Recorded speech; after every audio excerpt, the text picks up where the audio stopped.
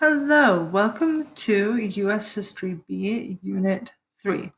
This is, of course, one of my favorite units because it is about World War II. And that's one of my favorite things to learn about because there's so much cool stuff going with World War II. So make sure that you have your focus notes, okay? Um, but we have a unit on the rise of fascism and on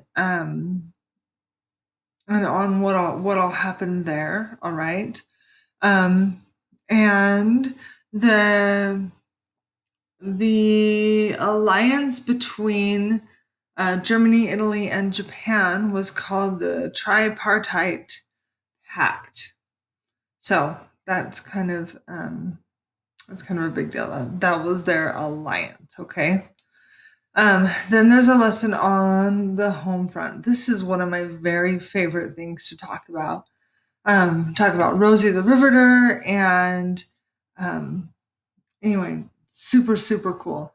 How did people at home contribute to the war?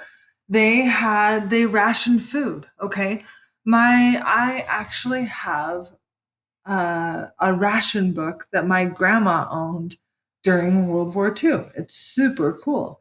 And they also bought war bonds, which was basically stock with the government that helped in the war. Okay. And anyway, interesting stuff. Then you'll learn about the European theater, Stalingrad. That was a terrible battle, and you'll learn about that. It's terrible stuff, really. And of course, the Holocaust, which is also terrible stuff right there. The Pacific Battle, you'll learn about the Navajo Code Talkers, and that was who was used. That was the language that was used to communicate in the Pacific Theater, because it is like the hardest language ever known for them to learn.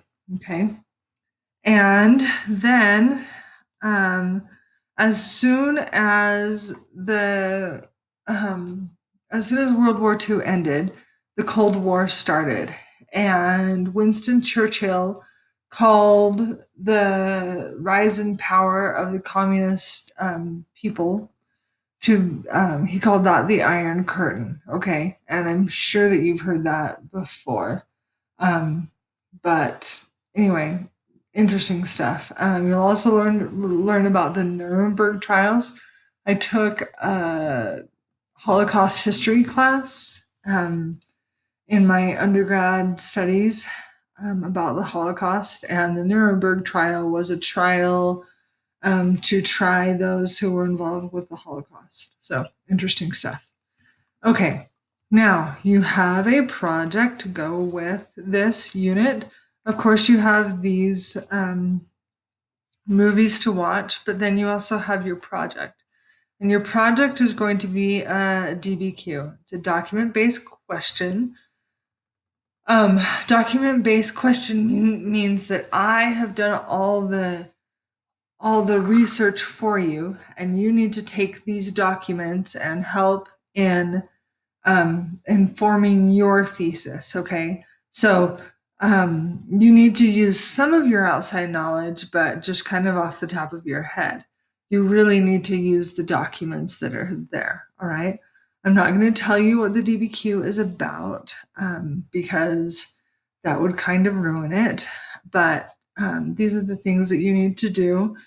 And you need to read over your rubric really well before you write your DBQ. If you have any questions, please let me know. Thank you so much. Bye bye.